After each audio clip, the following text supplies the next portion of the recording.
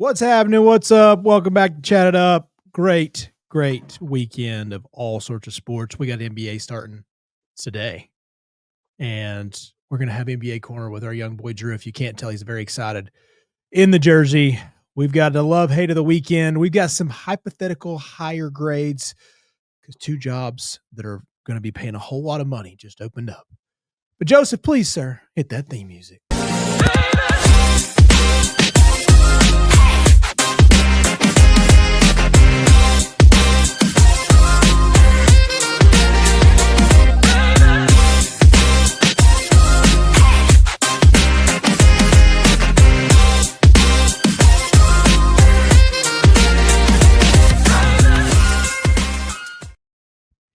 Yeah, welcome back.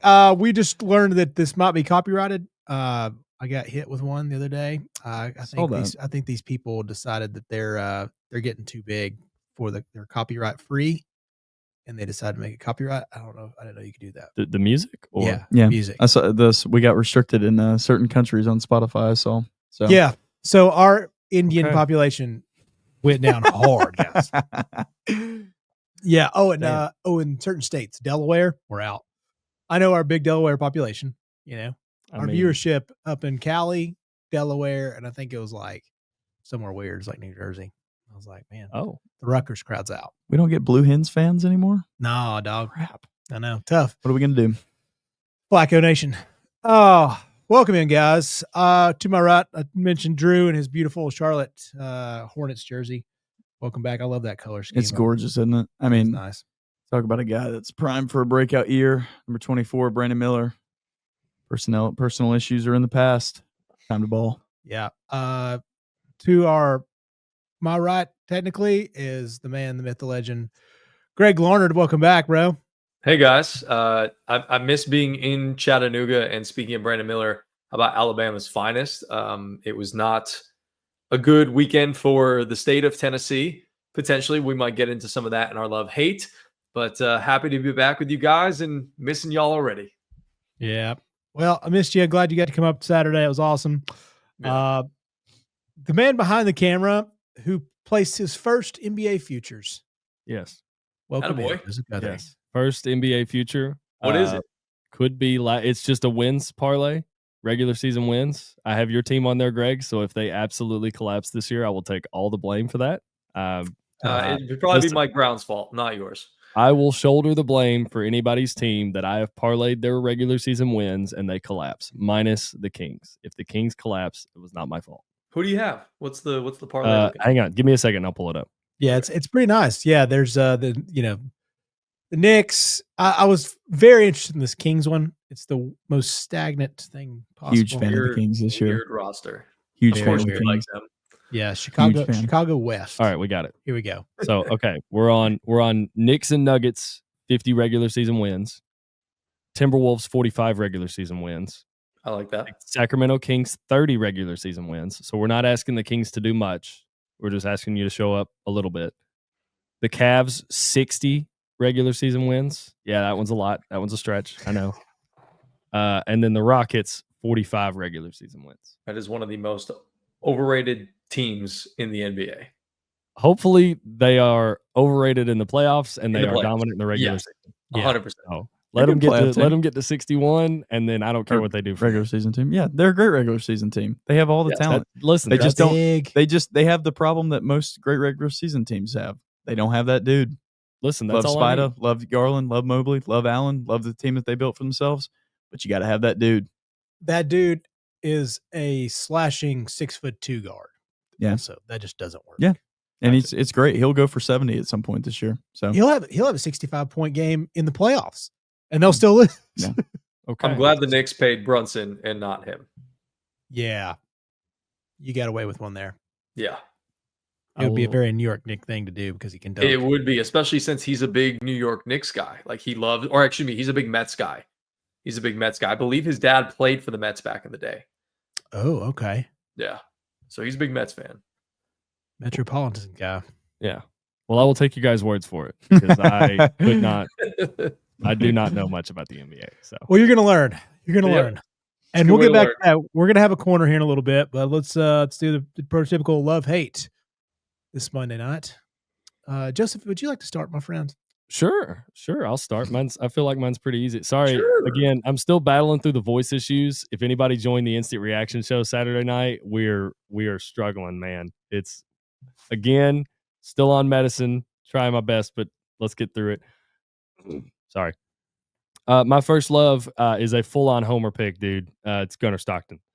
My boy, in a game that I thought, I picked Ole Miss because what Ole Miss did, I fully expected them to do. I know somebody might say it's foolish to expect them to go 5 for 5 on touchdowns, but I legitimately thought that their first few drives would be nothing but success, and they were.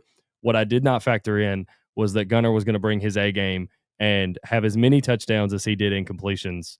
So, co-offensive player of the week in the SEC, my boy, Gunnar Stockton, absolutely just ripping the pill and got a huge win for the Dogs.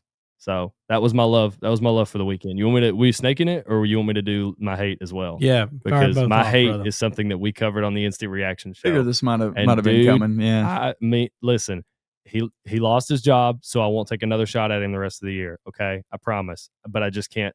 The running back position, the end of the Florida Mississippi State game legitimately pissed me off. And I, like, so much to the point where I told Drew about this. I had a buddy of mine that called me on Sunday, and I had to tell him about it. Like, let me set the scene for you guys. So Florida gets the ball. It's 23-21. Okay, 2-point game. Florida gets the ball under 2 minutes. Mississippi State has 2 timeouts. Okay, hand off to Jaden Ball. He gets 4 yards on first down.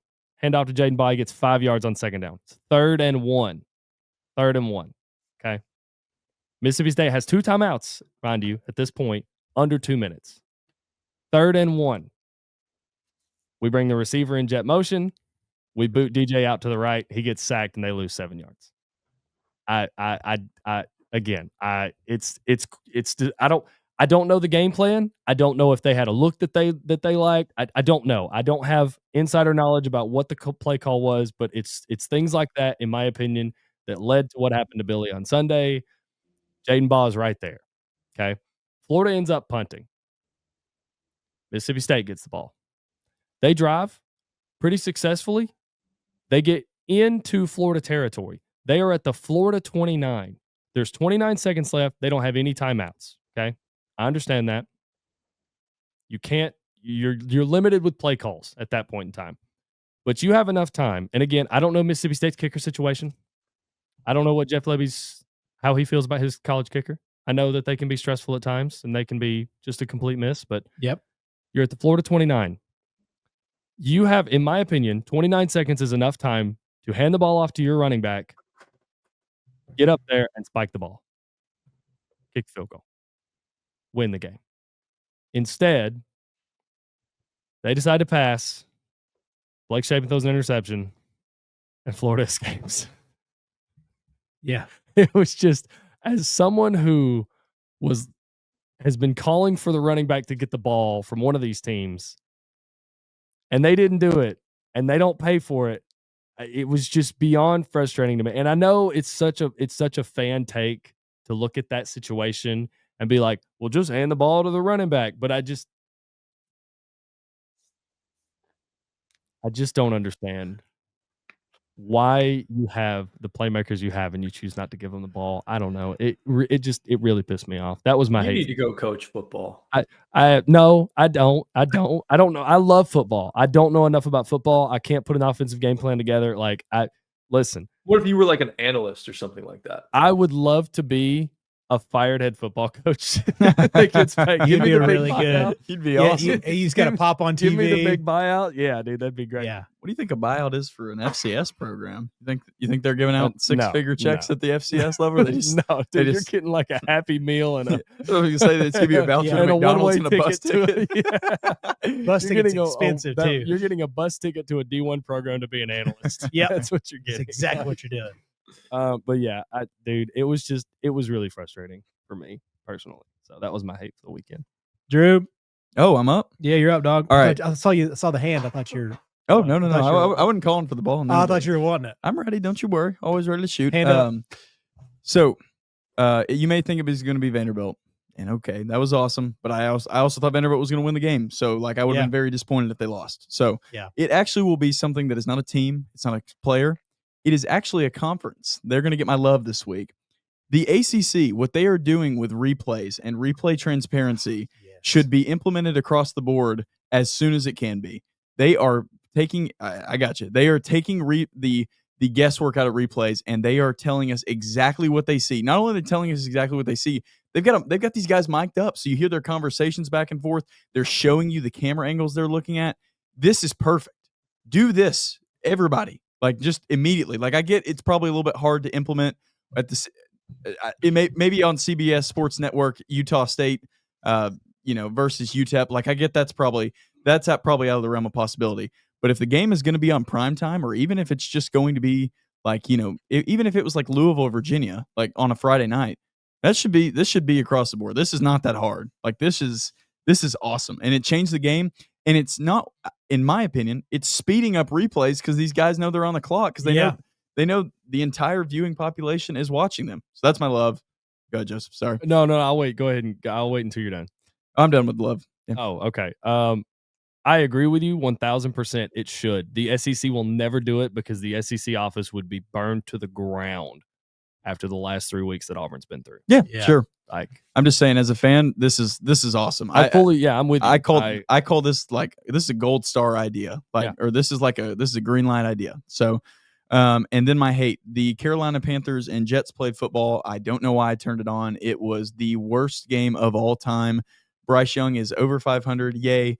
But dude, you got to be kidding me. Like the Jets are horrific. And I think Justin Fields got hurt or maybe got benched. He got benched. He got benched. Okay. I think I missed that part of the game because I came back in the living room from making lunch and Tyrod Taylor was in the ball game. And the Jets scored like 6 points again. They can't score a touchdown. I lose money on Breece Hall every week. He's like the hypothetical dragon that I'm going to keep chasing. You're like, down. Surely now. Yeah. I've got 3 guys that I can't quit, and I quit one of them this week. Breece Hall, Jerry Jeudy, and Stephon Diggs. And I quit Judy this week because I was like, I cannot in good conscience continue to bet on somebody with Dylan Gabriel as their quarterback. Can't do but Diggs and Breece, I'm going till it hits. That is true, just addict fashion. Sure. I mean, That's like, right. Yeah. Put down the spoon, dog. Yeah, absolutely. Yeah, put down all the whatever device you're using to get it in your body. Yeah. So there's the hate. Whatever apparatus. G. All right, kind of going off of Drew's point, and this is not my love for the week, but I just wanted to add that, the SEC may not do it and may not even ever do it or do it right away. But I do believe what the ACC is doing is going to open the doors for other conferences to start following suit and doing more of this. And then that might kind of put pressure on the SEC to jump on the bandwagon to do that as well. Because you're right, the transparency of those replay reviews is so cool, so telling, and as you guys were talking about, so expedited. It's a lot of fun to watch. I really enjoy it. All right, so my love for this week, I'm going to go in the NFL ranks, kind of like Drew did with his hate.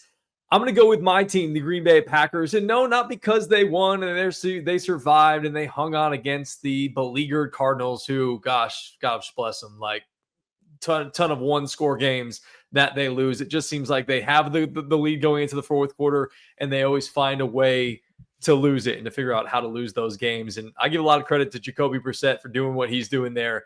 Looks a bit better than Kyler Murray at this point. But I'm going to give my love to Matt LaFleur because he actually grew a set of cojones in this game.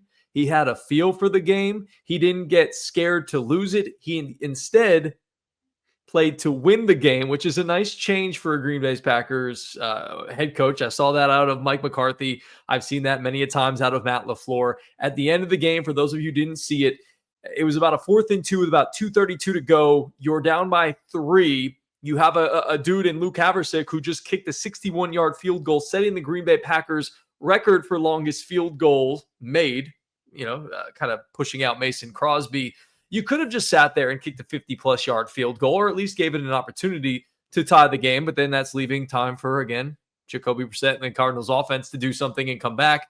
But instead, he had the kicking team out there, decided to call a timeout because he said, I saw Jordan Love walking off with a bunch of disdain on his face, decided to send the offense back out there, hit a little post route to the corner, to the outside, to the boundary, to Tucker Kraft, and it was just beautiful. They ended up scoring a touchdown on that drive. So my love this week is to my boy Matt LaFleur for finally showing some gumption, some lower intestinal fortitude, and going for it when the chips were kind of, hanging in the balance, if you will, whether or not they were going to win or lose that game. He decided to say, I'm going to go for the win and not play for the tie, play for the loss, or play scared, whatever have you. So I'm going to go with the Green Bay Packers and Matt LaFleur for my love. My hate is going to go, again, we were talking a little bit about this off the air. I don't know if it's not set in stone at this point, but just the notion that Tony Vitello might be going to the San Francisco Giants. As a Vols fan and somebody who's followed along with the baseball team and interviewed him multiple times on our show, just very saddened to hear the possibility that might happen. Again, they're still in talks. It seemed like over the weekend on Saturday when we first heard about it, it was kind of a done-ish deal, or it was really, it seemed like he was on they were within the 5 in terms of being able to get this deal done, and they were about to punch it in. It's never really been punched in. It seems like the drive is stalling right now, so we don't know exactly where Tony V sits with the San Francisco Giant job, but just the fact that there's a possibility that he may not return and he may go to Major League Baseball. Again, good on him if he does end up signing that deal and he becomes a Major League manager, but he's built an incredible empire at Tennessee, and it was really difficult for all of us when we talked about it. I know Chase and I talked about it, Miggy, Garrett, and whatnot. We all talked about it this weekend when we were at your house, but it's hard to blame him if he has that Major League Baseball dream, but it's also hard to see a guy like that who's built such a dynasty here at Tennessee kind of walk away from it. So that was my hate. If it actually happens, if he ends up staying, then obviously I'm really happy to have him. But I didn't like hearing that Tony V might be going to the San Francisco Giants. Yeah, dude, it feels like that would be that'd probably be the hardest coaching loss I've ever had. Somebody that's truly, the job was made because of Tony V. The Tennessee job's not a good job, but Tony V is the job. Yeah. And it's become a monster and biggest personality. I think he changed the sport to the highest level, but dude, losing him, I got a little sad. I was driving around on Sunday. Very sad. Yeah. I was driving up the mountain on Sunday. I was like, dude, what if Tony V's gone? What if we just get some snooze fest of a coach? We're just back to, I don't think we're going to be crappy Tennessee. I think that's changed, but I think we're going to get some good hires, but the personality, the flair, I get that just won't be there. Well, that's the thing. Danny White, if it does happen, Danny White, who's been good at hiring good coaches here within his tenure as the athletic director, it will be, whether that's Josh Elander, who's I believe the associate head coach right now, if he gets the job, or if you go out there and you have to find somebody who has a similar sort of FU attitude, coaches with an edge, kind of is fiery. It just seems like that's what Tony V has built. And I'm not saying you're looking for a direct replacement, but I do believe the way that this team and this program has been built by Tony V, that you kind of do need somebody with that edge, with that fire, with that desire, because that's always what you ask players to play with. And if you have a manager who exemplifies that as well, to me, it just makes guys and dudes want to play for him even more, because they're like, he's one of us, one of us. The baseball persona has to happen. You gotta be the douchey guys just have to happen. I don't know. Yeah. That's sad. Because at that moment we had already lost to Alabama the same day, and I was like, dude, what's happening? If we lost Tony, lose to Bama the same day. And it wasn't even really close in terms of lost to Alabama. Back-to-back death. No, I ate myself into oblivion of sadness this weekend. I'm just not gonna lie. There's a lot of good food that you could eat. So. Thank you. I was very pleased with that. That could be a love this weekend of 20 pounds plus of pork. Yeah. 16 hours. Got up every 2 hours throughout the night, sprayed that thing with apple juice and apple cider vinegar, and dust that thing up. Thank you. Not all heroes wear capes, boys. Not all heroes wear capes. But some wear an apron. Some wear an apron. They wear Tar Heel jerseys or sweatshirts. We are T-minus 13 days, I think, from college basketball, baby. So pretty stoked. All right, real quick, Love, fourth quarter of the Giants-Denver Broncos game. Did you guys catch that? That was awesome. That was awesome. At the conclusion of the third quarter, the Giants were up 19-0. And somehow by the end of the fourth quarter, not overtime, the end of the fourth quarter, a game-winning field goal for the Denver Broncos, 33-32. We had real quick play drive. We went, let's go back up here, Drusif. We're touchdown. This is the drive-by-drive. Touchdown Broncos, touchdown Giants, touchdown Broncos, interception Giants, touchdown Broncos, punt Giants, touchdown Broncos, touchdown Giants, take the 30-26 lead, and somehow in 37 seconds, the Denver Broncos come back. That was awesome. And I did not have to watch the other crappy games that were going on at the time. It was awesome.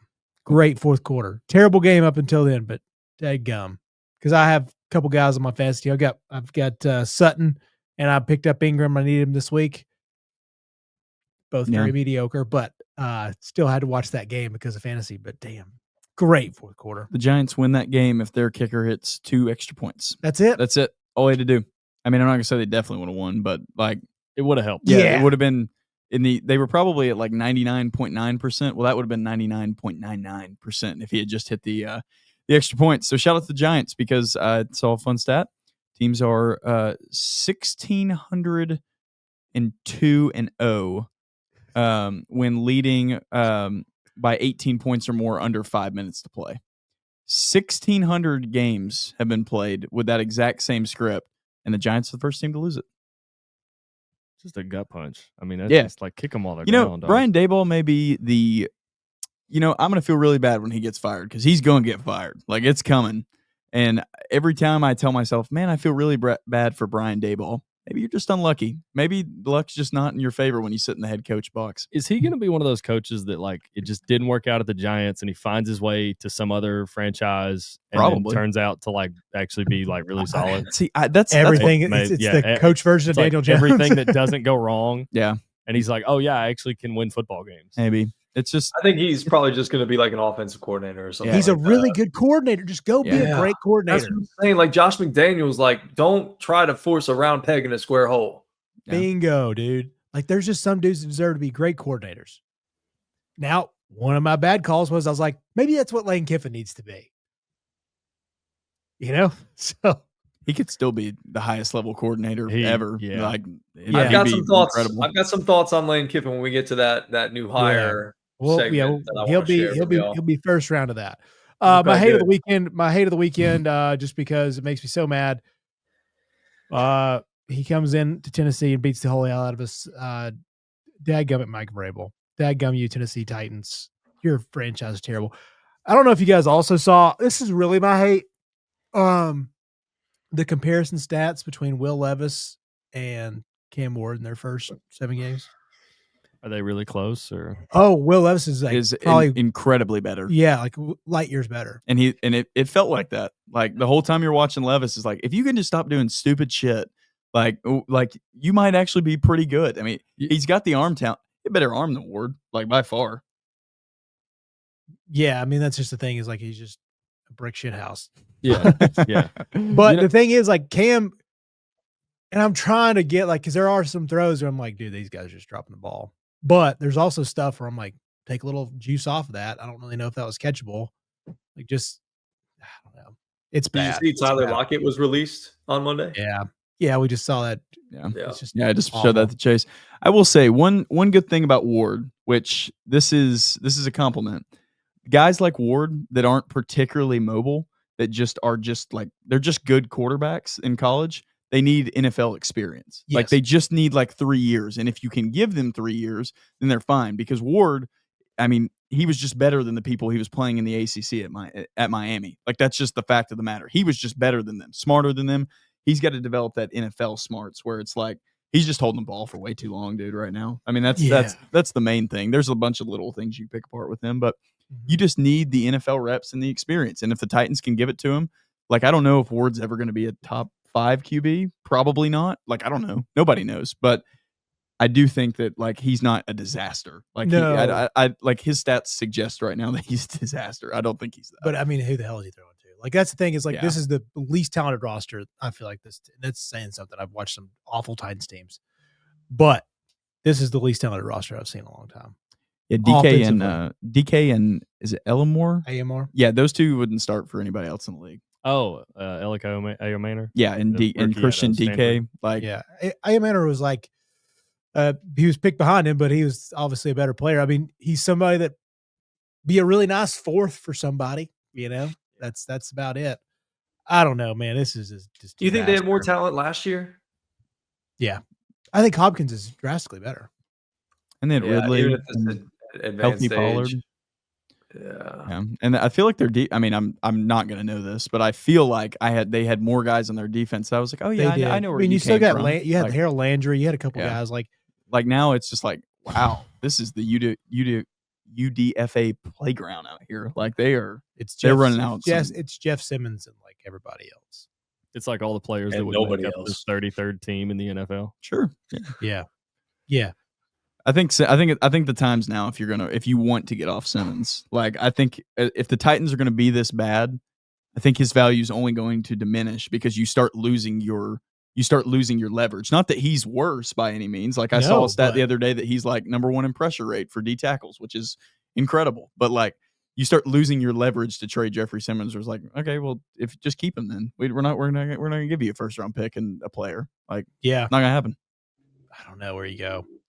It's so bad. I mean, Jeff feels like he wants to stay here, but hell, I don't know. But go up to New England, dog. I don't know. Have a good time up there. I could use him. Yeah. I was wondering, go get Jeff Simmons and then trade for Derrick Henry. Just two bad teams to get off their former, their Titans guys, and let them have it. Bribe will go win one. I don't know. It's cool to see Drake May. Good for him. They're pretty decent. We're terrible. God bless Nashville. God bless Nashville. At least they have a new stadium coming. Yeah, I guess. At least there'll be some sick concerts in there. Couple NBA games and a Final Four. Yeah, Nashville Sounds. They'll probably get a few games. Yeah. There's definitely a Savannah Bananas game going to be played there. Oh, no doubt about it. I mean, shoot, they sold out Nissan Stadium. Hell yeah. Drew, you were asking for a couple minutes. I'm going to let you have it, dude. NBA corner and everybody chip in where they might. Yeah, now that we have an NBA expert, Joseph Guthrie back here. Brother, hey, feel free. Hey, just feel free to butt in and be like, just ask a question because I've been like, this is the commoner's question. Yeah, this is all I've done for the last week. Is I sit on my phone like if I'm slow at work and I'm like, I just start looking at rosters. I start looking at win totals. I start looking at projections. I look and then I get my opinions together in my head. Like love it. Like college. So college football is this thing that I enjoy the most, but the thing that I watch the most and that I just can't get my nose out of is the NBA. Oh, yeah. I know how that feels. Drugs. So do you like what Joseph put together with his parlay? He helped. He asked me. He texted me tonight. We made it. Oh, he did. Okay. Do not. I thought this was solo Joseph, just like throwing things dude. out there. I would have a better chance at like going perfect in a darts game than like an NBA parlay. It almost would feel like you're one of the people who doesn't really pay much attention to college basketball all year. Then they fill out their March Madness bracket and they win the whole thing. Yeah, they make it like the Sweet 16 and it's perfect. And then like, dude, I literally just flipped a coin for all these games. Yeah, like, it's always Sharon in the office. She's like, Yeah, it was the classic. FanDuel was like, hey, we got this for you. And I was like, sure. Why not? I love putting that little yellow ticker on there. Yeah, dude. Sure. Yeah. How about it? It's a good one. It's a fun one. All right, boys. So for this, and feel free to chime in, please jump in. I have got 4 teams to watch that you may not think that you should watch this year, like if you own League Pass. And then I have 1 team that you should not watch and that you should take all the unders on and you should flee the country, like if they are successful, because something's gone horribly wrong. They've done a mutant experiment down where this team plays if they're successful. All right. Number 1, I already brought them up, so we'll go. I'm not gonna hold on to it any longer. The Sacramento Kings. Everybody's off of this team. I have seen everybody saying this team's terrible. They have no direction. Yeah, they don't have a direction. You're right. There's really no like super good young talent to get excited about, but I've seen this a couple times. This is a professional basketball team. There are so many professional guys here that say what you want about Zach LaVine, DeMar DeRozan, Domantas Sabonis, Dennis Schroeder, they have their ceilings.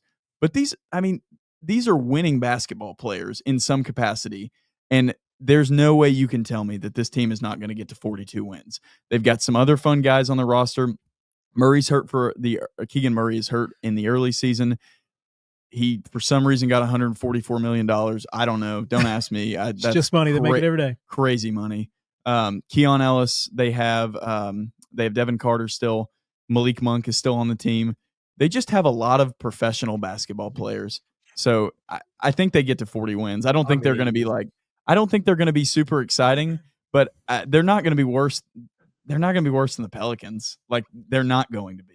They have so many just like random veterans on this team. Sure. Russell Westbrook, Dennis Schroeder, Dario Saric. I even forgot about Monk, Westbrook. The Westbrook signing. Like a lot of guys that are going to play hard. Yeah. There's too many guys that play hard there. Dude, this is just there's too many guys that have been around for too long for them to be bad. Like, unless they get like 2 injuries to those top 4 guys that I listed in the very early season, and then the team quits. Like, this is going to be a team that like is scary. Light the Beam Part 2. Here we come. All right. On to team number 2. I can't believe you just talked me into the Sacramento fucking Kings. Yeah, they're random. I don't know. Yeah, they're random. They have no direction. Work out. They have no direction. They completely fumbled the Halliburton and Fox thing. To be fair, you can't have those guys together. They were absolutely right in trading one of those guys, but they picked the wrong one. Like, sadly. Yeah. And to be honest, I don't know if the Kings would have figured out the strengths of Tyrese Halliburton like the Pacers have done. Like, that's the one thing when you look at that trade and you go back, I'm like, I don't know what you would have expected the Sacramento Kings to do. Now, the Light the Beam year, if that had been Halliburton instead of Fox, I think they would have been worse because Fox was damn near the clutch player of the year that year. Yeah. So if it really is situational. Yeah. So like if there you start thinking about these draft odds and you get down this rabbit hole of like, oh my goodness, like what would have even happened? So I just think the Kings were pretty much in a no-win solution of we just didn't draft the guys with the most talent because we didn't get the number 1 pick. Like, that's just kind of how it is. But I look at this roster, there's just too much to be like, there's too much where you're like, yeah, okay, like Levine's going to average 20, DeRozan's going to get his 20, Sabonis is going to get his triple double, Dennis Schroeder is going to guard the opposing team's best point guard or best guard, excuse me, and like they're going to patch together 40 wins if everybody stays healthy. Keegan Murray's going to shoot 40% from 3. Like, I'd take that over what the Trailblazers have. The Trailblazers are playing roulette. Like, at least the Kings know what they have. Like, they know what their floor is, ideally. So that's the Kings. Number 2, the Chicago Bulls, a league pass favorite of mine last year, and they will be again this year. Get ready for the Montaz Buzeles jersey to be previewed on this show pretty soon because it's coming. I'm going to buy it. Look, the Chicago Bulls are eternally mediocre, and they will be. But last year, they were so exciting. They're so much fun to watch play basketball. Giddey is unorthodox. Kobe White is just like, he's that tier of player right under All-Star that you're like, heck yeah. Like, this guy's really fun. He shoots about 40% from 3. He can create for others. They bring in Noah Essengay through the draft. I don't know what he's going to be. French kind of 20. I don't know. Don't know anything about that dude. Probably 2 years away. Young. Probably 2 years away from being 2 years away, if we're being honest. Little Bruno Caboclo throwback. But yeah. They will get rid of Vooch. They will trade him. I mean, and as soon as he gets off the team, they're going to be a lot more fun to watch because they won't feel like obligated to throw it down there half the time. So I don't think the Chicago Bulls are going to be good. I'm just saying I think they're going to be fun to watch. Like, I think they're actually going to be worse than the play-in tournament team than they have been the past few years. But they have a lot of interesting guys that you should be on the lookout for the future, who will probably be good on other teams, not the Chicago Bulls. Okay. We don't have any thoughts on the Chicago Bulls. We're moving on. I just can't get. You can't. like That's one I can't sell on with the Josh Giddey. I mean, I love Colby. Shout out to go Tar Heels, but Kevin Herter, your boy. Oh yeah, I didn't mention him because no. The Red Rifle, baby. Zach Collins. Yeah, dude. The Atlanta Hawks GM sat there and was like, "We basically got our Klay Thompson." He did say that when he drafted him. He did say that, and he drafted Cam Reddish, and legends never die, but he's in Lithuania now. Mm-hmm. So next, I'll speed this up. The Indiana Pacers. I know Tyrese Halliburton is gone, Miles Turner is gone, but Ben Mathurin is ready to step into that role. Bucket Benedict Mathurin is averaging 36 points a game in the preseason. 36 points a game. I know it's the preseason. I know there's a bunch of different guys that will never play meaningful minutes this year out there playing. I get it. But Benedict Mathurin's ready to step in with Carlisle, with the infrastructure that they've got, with really the depth that they have, because let's not forget the reason this Pacers team went so far is because they could yank out and play 12 guys a game in the playoffs. So now those guys are getting expanded and upgraded roles that probably felt that they were underutilized last year on the playoff run. They add Jay Huff, who is he's like an NBA Twitter nerd's dream, stretches the floor, dunks on everybody, got a kick-ass beard. I think the Pacers are going to be better than you think. And I think they're still going to be really fun. They're going to shoot 1,000,000 threes. And the Benedict Mathurin All-Star campaign starts right now. Also, if you were on the why don't they play TJ McConnell more train, well, you're going to get it. Yeah. You're going to get a lot of TJ McConnell, and you're going to see what that looks like in big minutes. Yeah. Well, he's out right now. He's dealing with an injury, I believe. Yeah, I think you are right about that. But but he's going to miss about a month. But yeah, there's going to be plenty of that the rest of the whole year. All right, I'm going to skip my final team because I don't want to talk about them. It was going to be the Celtics, but I don't want to talk about them. So I'm going to go to my team that you should absolutely not watch. And you should, if you see this team on national television, something has gone wrong. The Miami Heat. No, it's over. Heat culture needs a reset. I don't know where they're going to get the points from when Hero's out. Hero's out for I don't even know. It's not like a set timetable. I think he's out for a couple months. Bam Adebayo is fine and is one of the best defensive players in the league. But now you're going to ask Bam to be your number one scorer, and then you've added Norman Powell, who's great, around other talented players, but you're going to ask him to score 25 a game. I don't think he replicates the Clippers season that he had last year. Wiggins seems like he's going to be one of these guys that just keeps dropping. I think the sun has definitely set on the best part of Andrew Wiggins. I think that athleticism in the Warriors run year was what kind of set him apart and let him have that run. They drafted Kasparis Giacchiunas, I think, out of Illinois. That is probably that's probably the lone bright spot in my mind for what they did in the offseason. They still have Terry Rozier, who's been cleared of gambling allegations. Hooray, go Terry. Shout out Terry. But he was one of the worst players in the league last year. And then behind all those names that I mentioned, it gets real thin real fast. I think it's that it's Jaime Jaquez time, baby. UCLA's finest. Okay. Yeah. you let me know how that goes 20 games in. I think they're a sub 25 win team. I don't know where this team is going to get the points from. And I don't think now I'm sorry. One guy I haven't mentioned that I definitely should is Khalil Ware.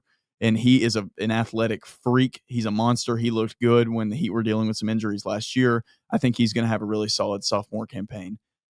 But I don't know where this team gets the scoring. And I just don't think you can just say, we have Eric Spoelstra and Heat culture when the talent is this far in the other direction and Hero's missing 2 to 3 months.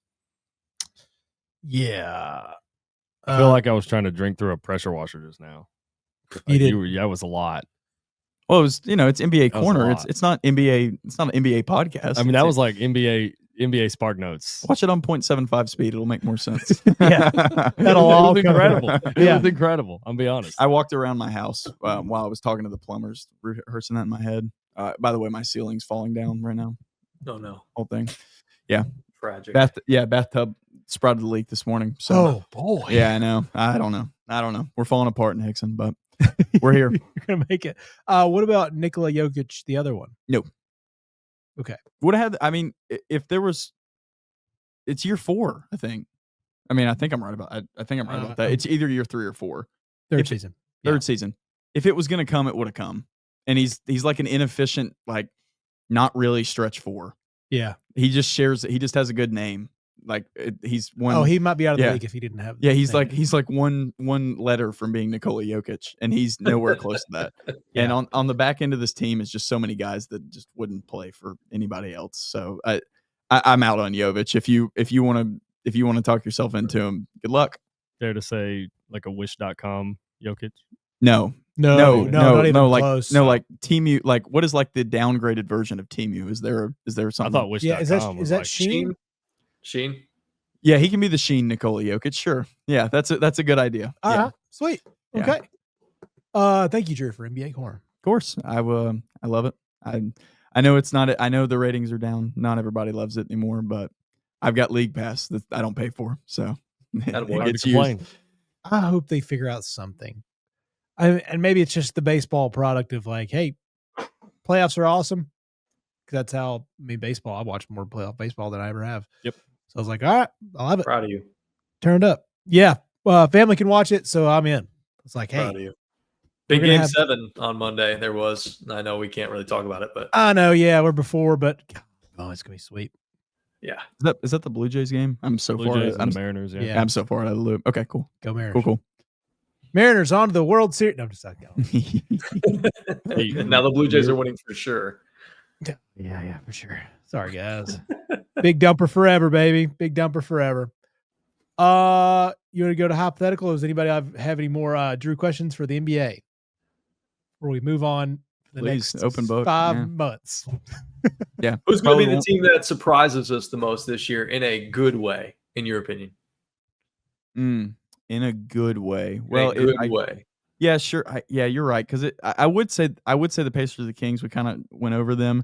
Man, I don't really want to do this, but I think it's going to be the 76ers. Shut up, dude. Yeah, I know. But if they just get like 15 a game from Embiid, or not Embiid, sorry, Paul George, and just hear me out on this. If they get 15 a game from Paul George on relatively decent shooting splits, and then he can kind of affect the game in other ways with his length, and if Embiid plays like 50 games and Maxey continues doing what he was doing last year, and then they also add this VJ Edgecombe kid who was my favorite rookie in the draft. Like he's a ball of Dwayne Wade. Like he is just like it. Like Dwayne Wade's don't really exist anymore. So when a build like that comes around, like I start paying attention. And then they also have, like Quentin Grimes comes back on a qualifying offer. He goes 1 for 8, so he's playing for his next contract after he averaged 20 a game last year. I think they've still got one of the Martin brothers. Everybody's off of the Sixer team, and they should be, like, because they could easily drop 29 wins when Embiid plays 6 games this year. But like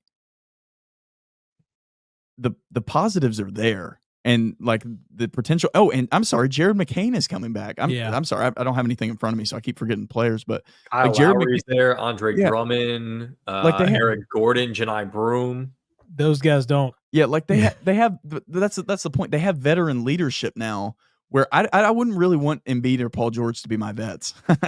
No offense to those guys. They're stars. I don't know like if I'm going to follow them to an AA meeting. Like I just think I just think I just think that you probably want to have some better locker room voices. So although I don't want it to happen, I think the Sixers are probably going to be a playoff team again this year and not a play-in team. So yeah, them are the Raptors, but I don't really want to go into them. Yeah, the names are there. Yeah, like the Raptors, they're kind of like the Kings. Like they have a lot of professional basketball players, but I don't know if their professional basketball players make sense to be on the same floor as one another. So, KD thoughts? He just got an extension. Yeah. 2 years extension. How much better is he going to make them? Yeah, a lot better. Okay, because the Rockets averaged, like, they were a disaster in the fourth quarter of games last year. Like they were completely dependent on Fred VanVleet. Now I know VanVleet's gone and everybody's making a big deal out of that, but now what you can kind of do is you can shift all of that to Durant, and then by shifting all that to Durant, that really leaves a big window open for some of these guys to get late game experience where it's not just Fred VanVleet chucking a 27-footer. Yeah. And it's like, oh, Kevin Durant's going to make the right pass, or he's going to make, if he sees Amen cutting, he's not just going to insta shoot this or dribble 800 times to get open. Like he's just going to be open. He's going to make them. He's going to make them a lot better when he plays.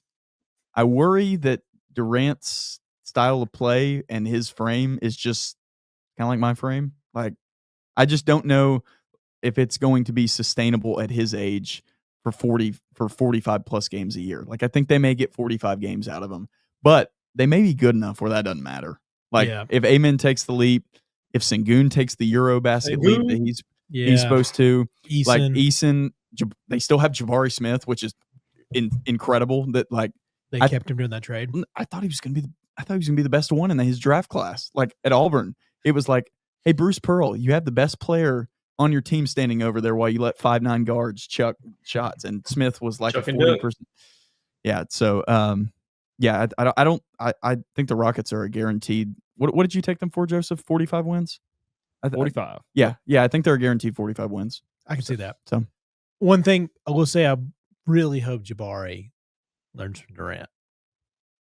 High volume could be stretched for, but he's not a great dribbler. He's not a good ball handler. Yeah. He's not a good ball handler. I hope he learns from Durant because Yeah, he was one of my favorite players at Auburn too.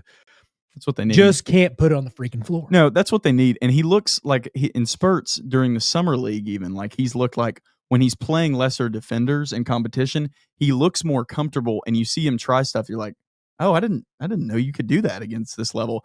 Yeah. I think it's just a matter of like finding somebody that has confidence in him to do that, because the Rockets kind of rushed their timeline to the front when they weren't really supposed to be here yet. And now it's like they couldn't really afford for him to do that last year when they were trying to compete. And now with Durant being there, I think it takes a little bit of the pressure off to where like, hey, just go over there and get 2 or 4 ISO points a game, start building your confidence in that way. Maybe something works out. That'd be nice. And that's NBA Corner with Drew Rogers. All right. You want to do a little grading? Potential grading, I guess, if you will. Yeah. Hypothetical higher grades. We now have 2 of the biggest jobs open.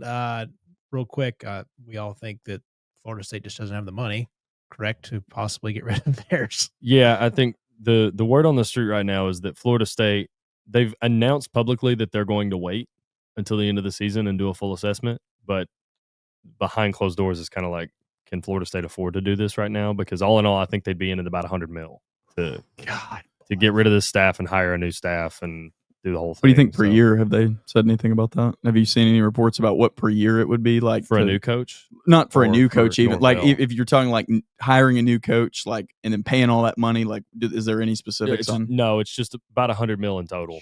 Because I think Norvell's buyout is in the same range as James Franklin's. Mm-hmm. I don't remember if it's slightly higher or slightly lower, but it's in that like $50 million range. Sure. So they'd be paying hand over fist for Norvell to not coach. Okay. God bless. And then there are a couple other jobs that I would keep your eyes on. All right, you guys ready to hear his annual salary going forward? I am. Yeah. All right, 2026, 10.3, 27, 10.45. It goes up about a half a minute. Well, 1.5 or 0.5. It goes No. 0.15. 0.15. Numbers year. are. Yeah. Yeah, it's nice. Eventually gets up to $11 million a year. They say his buyout is about $59 million. Bert Kreischer, how you doing out there, bud?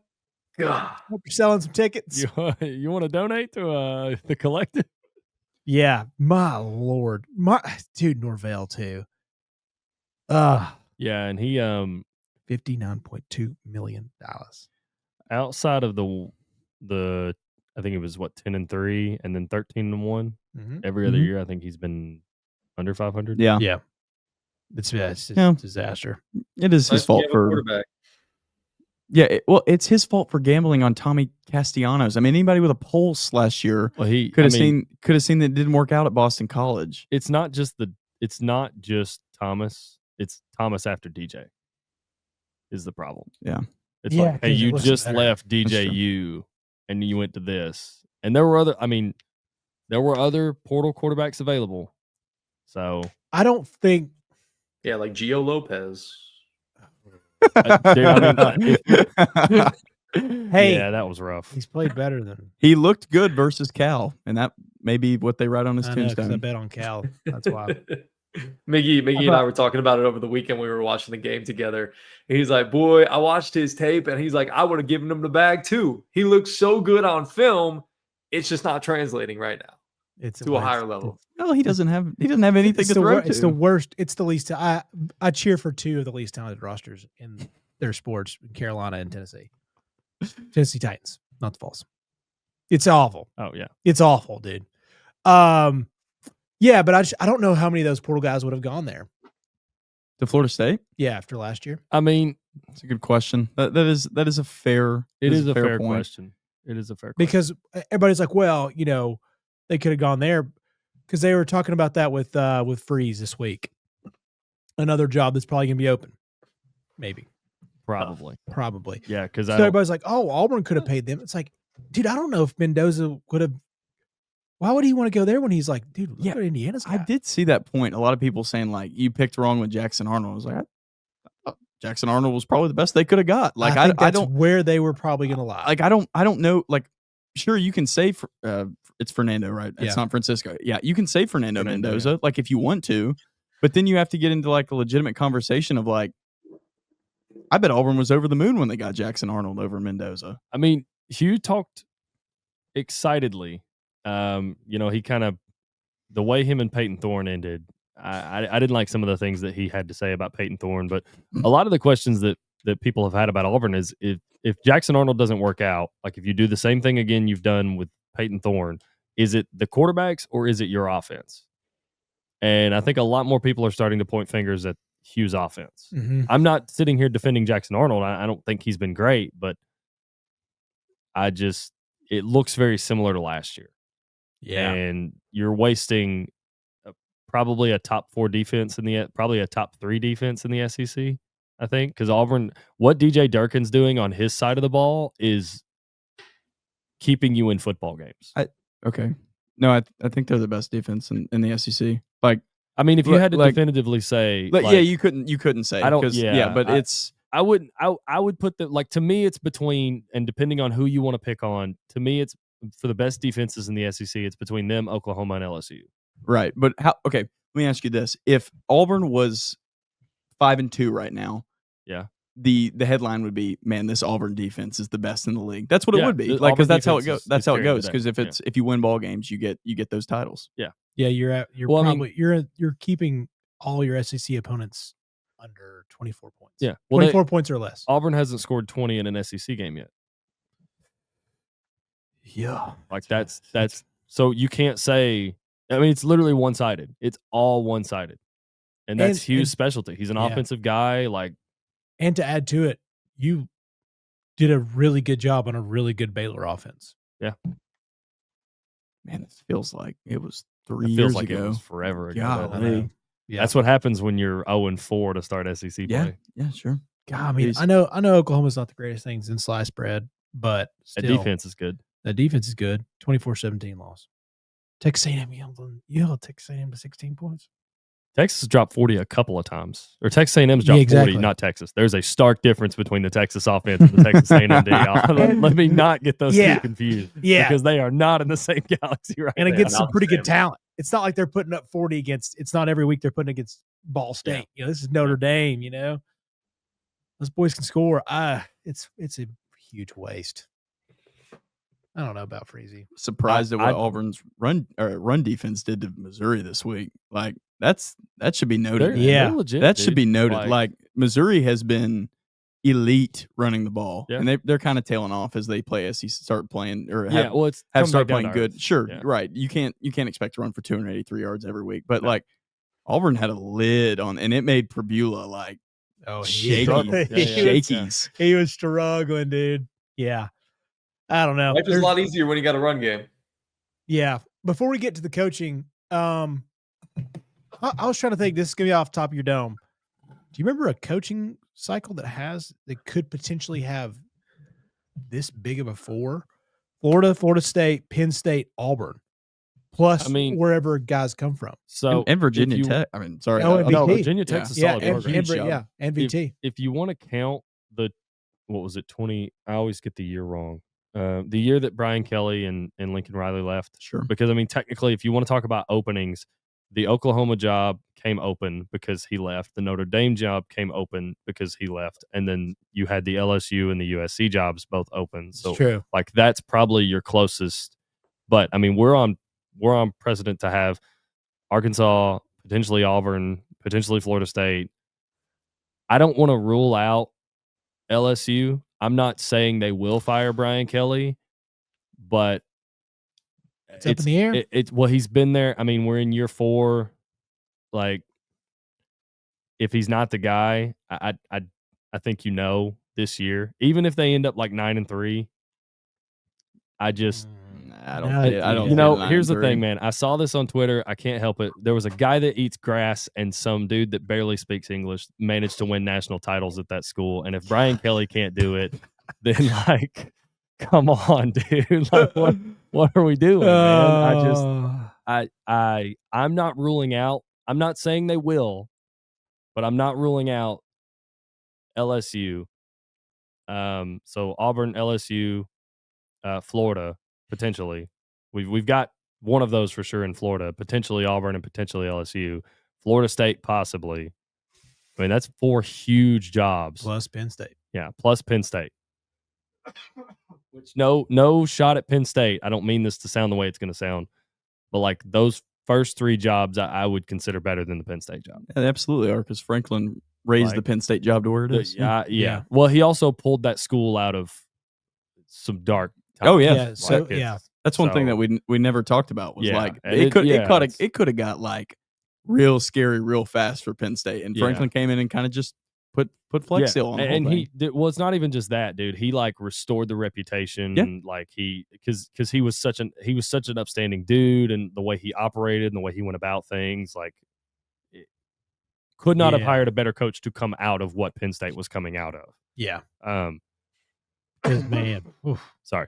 Yeah, I hate to say it, like you hire a Hugh Freeze in that scenario. Yeah, or Brian Kelly, the program's shut down in a few years. Yeah, it's, I mean, dang, dog. I mean, think about all the news stories that Brian Kelly's had that just kind of get swept under the rug. Yeah. I'm not going to go into specifics, but like I think of two right now off the top of my head that I'm like, yeah, if that had happened at Penn State, every media member and their brother would have been there with a camera. If that would have happened with him at LSU or like Notre Dame. Yeah. Yeah. Be interesting. All right. So I'm going to do this. I'm going to give you a list of coaches. We're going to start with each job first. Let's just do Florida and Penn State. Make it easy. We know those for sure. I did want to talk about the other ones because I think we all know they're all coming. Florida State, probably. Florida State, Auburn, yeah. Like those are probably coming. And you know what, Drew? I don't think it's going to happen, but not crazy to talk about Oklahoma. Yeah. I was on here last week. I think that's fair. I don't. They would have to lose out. Yeah, they would definitely have to lose out. Even 8-4 after what Oklahoma put on the field last year is going to be considered progress, and especially when you start the way that Venables has started. And I think the main point or the main thing that'll save him, even if they do go 8-4, is like, okay, now you have a direction, because last year they had zero direction and they were supposed to be this good defensive team. Yeah, and they just weren't. And now you have something you can hang your hat on, and you've shown an ability to get a portal quarterback like Mateer to Oklahoma. So that may buy – I think it'll buy him at least another year. It may buy him another 2, to be honest. And his buyout is like – it's up there. It's crazy. It's I can't see him going anywhere after this year. Venables? No, he won't take another job. No, we're not talking about him taking another job. No, getting fired. I don't think he's going to either. No. It would be a stretch, but I don't – it would be a really bad time on Oklahoma's part, but if it just got terrible, I could see it. I don't think now before the year, I would have said that he would have been right behind Billy. Like if he would have had the start that Billy would have, he would have been gone. I thought this week was a good one. Like them going to South Carolina, that was a big win. He needed that to like stay alive, but I was like, it's not crazy just because the damn gauntlet. I mean, Ole Miss, Tennessee, Bama, Missouri, LSU. That's how you finish the season. And if those are just ass whippings, dude. Could you imagine that last game of the season? Battle for your job. Battle for the job. Well, should there be any talk about Shane Beamer? I mean, shoot, like he's 1-4 in the SEC right now, and he's got to face Alabama coming up next, at Ole Miss, at A&M. And then finishes the year, obviously, Clemson. Not that bad, but I don't know. That next 3 games stretch is tough. Well, so the problem with that is when you can put him in the same vein as Oklahoma, the expectations for South Carolina and Oklahoma are vastly different. Yeah, that's your big separator. They had a lot of high hopes coming into this season, especially with Lenore Sellers at quarterback. I know their defense wasn't going to be exactly the same as it was, but it just seems a bit of a letdown for South Carolina this year that they haven't been able to win some of these big games. No, it is. This year's 100% a letdown. But high expectations at South Carolina is like 9-3. High expectations at Oklahoma's. I like get it. national It's championship. different. I get it. It just seems very disappointing for South Carolina in general. You are correct though, Yeah, Greg. it If is they go, a disappointing year. what are they? Oh, they have 3 wins right now. They're 3-4. Okay, if they Yeah, go 3 3 and 4. 9, then you start having the talks like, all right, I think how much worse does it But get you're than this? but you're going to be hopping into a terrible cycle. I think Yeah. there's a lot of Yeah. these whatever version, like middle of the road SEC jobs don't want to compete this year. It's like, dude, who are we going to go out and get? Bob Stoops? Yeah. Or like Kentucky. I mean, I know they never fired Mark Stoops. I thought he Kentucky was going to should buy never. himself 3 more years with the Texas win. I mean, they would have given a statue out in Oh, front of the heck yeah, stadium. dude. We destroyed Arch. Yeah, the Mark Stoops Kroger Stadium. I mean, Yeah, that would have been the Kroger Field curse. Yeah, Yeah. I mean, I think even if South Carolina ends up like 3-9, I think Shane has another year. I think he has Lenore Sellers. As long as Sellers ain't going to the is NFL now. As long as Lenore Sellers is there, I think Shane's. Am I missing something? Like seriously, I want all of your input because everybody tries to tell me, and I think the first podcast I ever came on, I was like, I don't really like Lenore Sellers. I don't think he's that good. And you all looked at me like I had 8 eyes. Like I don't see what everybody else said. What is the upside here? Like where am I missing? I get the athletic gifts, but beyond that, where is the he's better than Jalen Milroe upside? Because I don't think he. He may not be the same athlete that Jalen is, like just from a pure athletic standpoint, but he's got a better arm and he's better at decision making. He sees the field better than Jalen Milroe did. But the hardest part about South Carolina is that they're so bad around him. Sure. That it's literally just Lenoris. Okay. Yeah. And if he's not, I don't want to say it's not quite to the same level because that Auburn team with Cam Newton, I don't think was as bad as some of these South Carolina teams. Like last year's South Carolina team was much better than this year's South Carolina team around Lenoris Sellers. Like, yeah, Dylan Stewart popped off. He's a freshman, but you also had Kyle Kennard on the other end. You had Rocket Sanders at running back. You were much better at receiver than you were last year. You're much better at offensive line and defensive line than you were last year. Like, this South Carolina team as a whole regressed. And unfortunately, because of how much they regressed, it made Lenoris look worse. Okay. Yeah. I've never seen it. I mean, Clemson game was huge. They were trying. Yeah, sure. Yeah. He was good in that game, and rightfully so. He should be rewarded for that. But like, when he played Vanderbilt last year, because that's the only time I watched him last year. Yeah, I was like, I don't like this guy. I would take Milroe over this guy, and that's Now that may not be right, and you definitely shouldn't. But maybe not. But I would not. Now I don't want to sit here and tell you he's like the best thing to ever touch. Like he's not the best quarterback. No. I wouldn't put him probably top 5 this year. But what was the number 1 draft pick hype about? Because like, and it's still crazy potential coming off of last year and how he looked last year, and it's the classics. Like he had a really good last year. He had a really good year last year. If he builds on that, he'll be even better. Like if he was better this year than he was last year, that it'd be absolutely insane. Yeah, I mean, look, and this is like just a little stat reader, but I mean, he tore it up. He was 240 plus every game, couple 300-yarders. Yeah, just ripped up Missouri last year. He did a good job against them this year too. But 5 touchdowns, 1 pick last year. He's had a ton of rushing touchdowns, but that Clemson thing sold him. Missouri sold him. Like he's just a crazy stat guy. But you thought maybe he'll just elevate, and I think a team around him regressed. But I also think he kind of regressed. I don't think he's like. It's really hard to be Superman unless you are Cam Newton. But also, I think that Cam team gets a lot of bad like juju on them because like, oh no, NFL guys. But I think that what if they were just really high end college guys? Yeah, that's what they were. It's like, hey, they weren't all just scrubs. You want to know a bad team? I mean, he wouldn't have done that in North Carolina right now. Yeah, him and the Adobe file with Jordan. They wouldn't have done that. Oh God, you saw that? What do you think I saw? It's like the front of the line of my freaking. Gosh, he was like, "Let's do Adobe Photoshop." I was like, "Dude, this broad is this." It's over, dude. Like it's not even blow the whole thing up, man. Talking about blowing the whole thing up, Lombardi's in Saudi Arabia. Like, we're having to get Saudi money, brother. Just blow the whole thing up and start over. I'm telling you guys, this is one of those things that I just want to become wealthy so I can have so much influence over Carolina and Tennessee athletics that I can just be like, you guys are idiots. Like, can we, like, what are we doing here? Yeah. I want them to be like, I want them to be the nervous donor. I mean, I don't think I'm gonna become a billionaire because Carolina's got some billionaires. It's a little different, but just saying, it would be nice to have that so I can go over there and be like, hey, Belichick, I have a huge ego too. What are you doing? First off, but How much does it take to buy influence at North Alabama, Greg? How much do we need to shoot for? Not much. Oh, really? dude, what if we? What if we just turned North Alabama? What if we made that our podcast mission? Come on. Dude, Build we're a about powerhouse. to. All right, that's our goal. We're We're that gonna make- NIL is fun. Yeah, we're gonna make North Alabama softball a fucking powerhouse, bro. Football team comes and asks us for it. Nope. No. No. Softball. Sorry, we're strictly softball. Yeah. If I'm not in Oklahoma City every year, I'm coming down there I'm going to dress in a suit. It's going to be a purple suit. Come on. It's going to be sweet. Look like the Joker. Yes. Yeah, dude. I'm going to look at this suit. leopard vest. Yeah.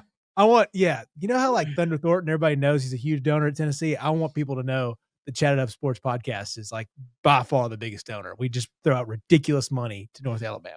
Softball. Yes. Softball. Hey, come on. I don't give a rat's ass about any other program that you guys have. This is going directly to softball. Me and Drew learned how to do fundraising for direct sports, so we got this down. We did learn. I'm not saying we were successful. We learned how to do it. We got a little bit. Yeah. Towards the We put up a video board. we Come on did. now. Hell yeah. It's still there. I would Still like to think hanging a up on the lot of wall. that stuff now is because of us. You guys did. You're You did great. Thanks. We tried. Yeah, they buried us. Buried us. No credit. All right, here we go. Let's do some grading. All right, we're going to start with Florida. What would you guys give James Franklin? If Florida hired James If Florida Franklin, hired James Franklin, what is your grade? it's like a B. Really? Yeah, I think so. What's yours? Nah, everybody else go. We'll come back. Yeah, I think it's like a B. Because the amount of the candidates that are out there now, I don't think there's one candidate that Florida has in mind, and I'm sure you'll throw his name out, that has I don't want to say a proven better track record, but he already exists in the conference. And seeing what James did at Penn State, and his biggest criticism at Penn State was not being able to beat Ohio State, beat Ohio State, beat Oregon, and beat Michigan. It's like, okay, now you've got to do that with like 6 teams playing in the SEC. And now you are one of those upper echelon teams, don't get me wrong. Like, you're Florida. Florida's a better job than Penn State. But now you have to play Georgia every year. You have to play Alabama every few years. You have to play LSU every year. You have to play Oklahoma every year. You have to play Texas. You like the short list of harder games got longer. Yeah. So I'd give it like a B, just because of the field of other candidates that are out there. Greg, we know your feelings on Mr. Franklin. I can tell by your face that B plus is probably gonna go a little lower here. No, see, like, Well, man, like, B, not B. Oh, you said plus. B. B, Oh, not B plus. B. No, I'm not No, that. look. We're not almost an A here. Hang on now. I'm like so conflicted by what to grade out James Franklin, because what Joseph just said is so true, that the list of good teams that you now have to beat if you are the Florida coach is a lot longer than where he was at Penn State. So, but he's also he's more well established than like a Billy Napier, who's coming from, a mid-major job. So that would provide stability. But the ultimate goal at Florida is to get to the college football playoff and to win big games. Mhm. Can James Franklin be that guy? I don't believe so. So I would give this a C plus. I'm gonna give it a C plus, because he will bring stability as a guy who has had successful years at the P4 level, but it ultimately doesn't get you over the hump where Florida wants to be. It's a more experienced hire than you were with Billy Napier. And look, there's no bigger Billy Stan than me. I love that dude. He's such a good guy. I just don't know if the fit was right for him there. And clearly it wasn't. And he wasn't able to do enough to keep his job at 22 and 23 overall at Florida. So yeah, the needle doesn't move much for me. Again, like I said, the stability would be there. The experience is there. That's great. But if you want a guy who's going to come in and be able to win the big game, James Franklin just hasn't been able to do that. And I don't know what would change at Florida where the list of harder games gets longer. Sure. Good. Sure. All right, it's an A. I don't care. Best coaching hire on the board. If Florida's able to get him on a murderer's row coaching cycle, then where this program has been over the past few years, the journey that's gone on, it's an A. It's an absolute A. No matter what success he has, the hire and the fact that they are still able to pull coaches like this to come to Florida and that their recent downturn in success has not diminished the allure of the job, then yes, it's an A for me. And it's an A+ because watching that dude's big, beautiful bald head sweat in the Florida heat, man, dude, shiny. I mean, we're going to get some reflections on the camera if the sun hits it right. Just for that potential alone, but it's actually an A. Like, I don't want to say his name because I don't want to spoil it, but I'm sure, as Joseph mentioned, I'm sure we'll get to that candidate. Yeah. I don't know how many more big games that guy is going to win than James Franklin at Florida specifically. I don't know, because in my mind, he would be the only reason that would be a B or a C+, because sure, on paper, you're right. He's in conference. That's great. Yeah. Like, but for me, I would really have to see that to believe that he would win. He would be that much better in a big spot than James Franklin. Yeah. And I think that's an excellent point. All right, we'll get to it. Lane Kiffin. Am I just defaulting going first? Yeah, go ahead. Yep. Okay. I think it'd be an A if you could get Lane.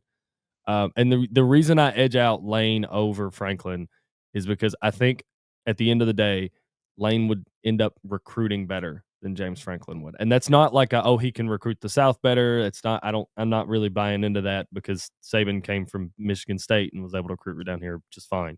So I just think Lane would be a better recruiter overall than James Franklin. So that's literally the edge I give him, because I kind of think about his tenure at Ole Miss and I think about James Franklin's tenure at Penn State, and they kind of had the same issues where Ole Miss's criticism or Lane's criticism is that he hasn't been able to win like the big game. I know he beat Georgia last year, so that's one, but he was never really able to beat Alabama. But he's beat LSU, so But not a very good. Not.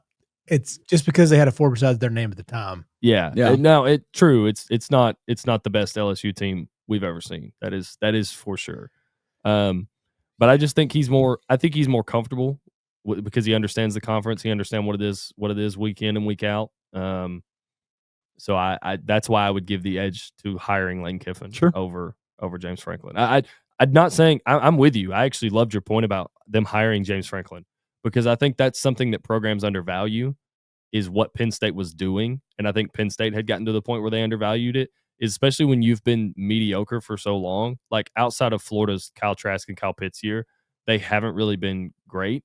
Mm-hmm. So it's learning how to win again and building a culture that knows how to win. Sure. Well, as we know, everything in 2020 is Lemicky. You can't count any of it. Like it's it doesn't exist. Yeah. So yeah, that's I think Lane would be an A, like an A. I think that's their number one candidate. I think that's who they're going to push the hardest for. It was Penn State. It was Cignetti to Penn State. Like that's their first two calls for sure. I think it's the moment Indiana extended Kurt Cignetti, I was like, Penn State's number one option is gone. Yeah, number one option is gone. And that's because he was probably right there with the AD. Hey, Indiana, they're calling. Indiana knows what. No, I don't even know if they got the chance to call. Indiana they know what they have. Yeah, Indiana knows what they have. Yeah. So, Gregory. So I've been again contemplating this because I knew this is where we were going to go. And if we're looking at a guy like Lane Kiffin, to me, he resembles another coach that's in his own conference that is just very meh. And a guy at a job in a program who we're thinking about maybe potentially might be losing his job after this season. Can anybody tell me who that may be? You gonna say Hugh Freeze? Nope. Venables? Nope. Oh. I'm going to say he is the equivalent of Brian Kelly. They do the same thing in different programs. Brian Kelly. I like Lane more. He's not a. I like Lane more as well, but I get it. The likability factor aside, they're basically the same. They could compile a good record, but can never get their team to the college football playoff and get them over the top. I mean, shoot, he's been there, one less year than Lane has, and he's won the same amount of bowl games Brian Kelly has. And again, I'm not advocating at all for Brian Kelly. We know this, and we know how I feel about him as the LSU coach. I do like Lane better. He's got a better personality. He fits better in programs, it seems like. And I do believe what Joseph said, he would be a better recruiter. But to me, this one just doesn't move the needle. It's a step up from a guy like James Franklin because he's been in the SEC. He's done it. He's more mature. He's, his whole sort of spiel. So I would give this a B. It's just kind of an average move. You're going to be relevant again. You have a chance to win 9-10 games, but do you have a real opportunity and a real shot to go to the college football playoff? You might, but to me, it's not the biggest needle mover in terms of this dude is going to change our program because he seems like he can never win the big game and get his team over the hump as well. He always finds a way to lose a game late in the season that foils their chances to go to a college football playoff. I'd push back on that slightly. Push back. Specifically the fact that you said that he is Brian Kelly, because I think he's better than Brian Kelly, because I think the fact that he's been able to do what Brian Kelly's done at Ole Miss, LSU's a better job than Ole Miss.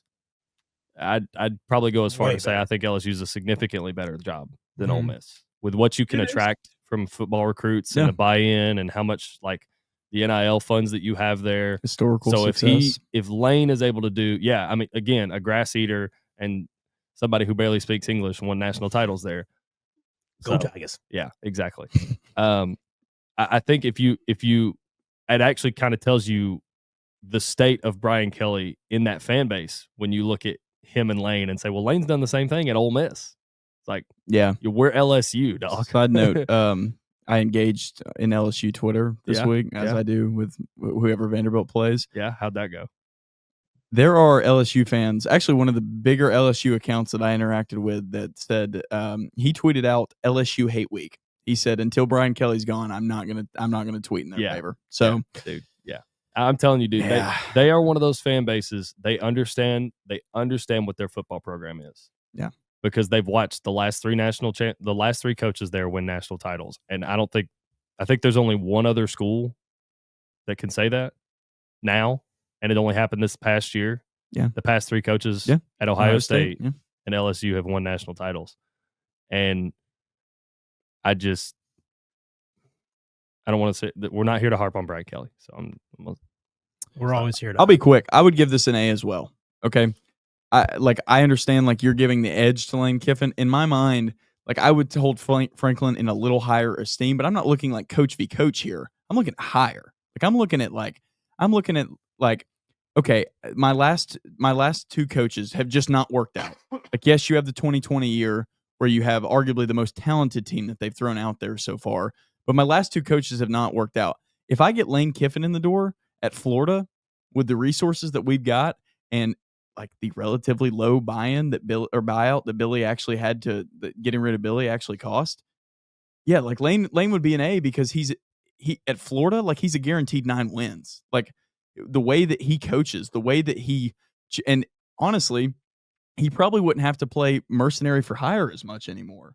I think he's done that because he's been at Ole Miss and he understands I'm just not going to get the same high school guys here, or I'm not going to, if I waste all my time going after these guys that are ultimately going to commit to Alabama or LSU in the first place, then I'm not going to be successful. So why don't I just wait till next year?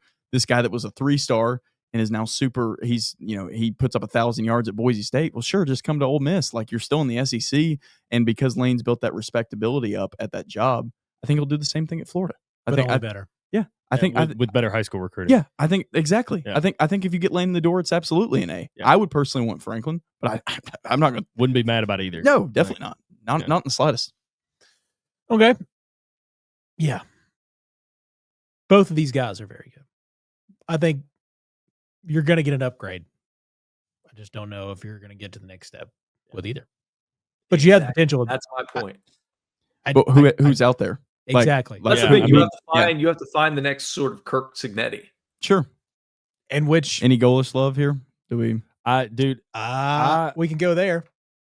I mean, from the G5 ranks, it's Let's between him and John Summerall for me. But I like, how receptive is the Florida fan base going to be to you hiring another G5 guy? Yeah, that's a great point. Take that into account, because I didn't put it on my paper, but as somebody I wanted to bring up, okay, as some thought process of like maybes.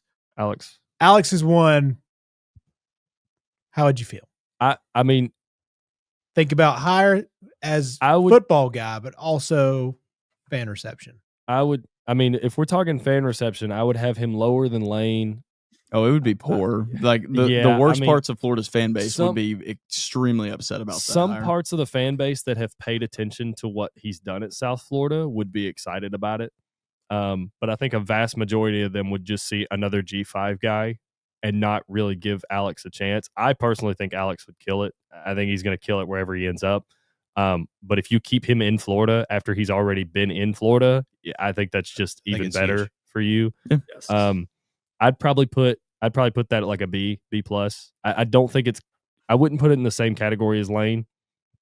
Because again, it's G5 to SEC. It's still a jump. Big jump. Then I would give the edge to Lane just because he's been here for a few years. But I do think Alex Golish is going to be an incredible head coach at some point, somewhere. If that's Florida, I don't know, but I'd probably put it in a similar category to the James Franklin, like B. Sure. B I mean, South Florida beat Florida this year, so they did. Yeah, I mean, that Florida fans can look at that and be like, yeah, shoot, this is a guy who got this program at the G5 level into the top 25 and kept them there. And with Memphis losing, does that maybe open the door for them a little bit? Oh, dude, they're talking about like from a playoff standpoint. Oh, they're number one. They're one. That's what I'm saying. G5. I mean, the only thing that could trip them, well, actually, two things to trip them up would be losing to Memphis, but they also play Navy this year, so true. That's really where the G5 battle comes down to if they beat Memphis next week. Now it's going to be huge. I think that Memphis game is going to be really close. I'm going to be honest with you, and I mean no disrespect. I kind of think Navy's a little fraudulent. To be like a 6-0. Shut your mouth about our great ship. You can't say fraudulent when they played the Northwestern Technology Institute of the South. They played South Harmon Institute of Technology. Yeah, like tough football program. Yeah, you can't. Those bitches are tough. Good football up there. Yeah, you can't say fraudulent like when they played the Swanee Tigers. That's why I like heart of the SEC 1898, bro. Listen, won the SEC 5 games in 6 days. You could never. I'm not proclaiming it. I'm not shouting it from the rooftops. I'm just on. It's not that they are. They're just on watch. Yeah. It hasn't been proven. It's not like I'm not saying they are, but I'm very interested to see what the spread will be when they play South Florida. Dear U.S. military, we are not. Yeah. That is not a shot at the Navy. I promise. Yeah. We love our armed forces here on Chatt It Up Sports. We do, and it's a very dark room. If like 6 Navy SEALs come busting that door, it wasn't on me, dog. Yeah. I would give Golish a B for all the reasons that Joseph listed. I just think that Florida fans are going to want the name, and the more relaxed fans that don't watch college football as a whole, that just watch Florida football, they may not love the hire. So yeah. With Golish, I think it would be a good hire if something like this happens, where I do feel like if everybody stays, the next one's going to be Eli Drinkwitz, so you guys can think about that one. But I think the Golish hire will be a good one if Drinkwitz stays, Lane stays, Franklin takes the VT job, and you're like, it's a nice 4th option. I think that's where he's a good hire. I don't know if he ain't gonna be top 2 calls. Yeah, I've got a name that I'm very interested to hear you guys thoughts on. Yeah, not necessarily for the Florida job or for the Penn State job, but I think he's going to get a shot somewhere. It's Jerry Neuheisel at UCLA.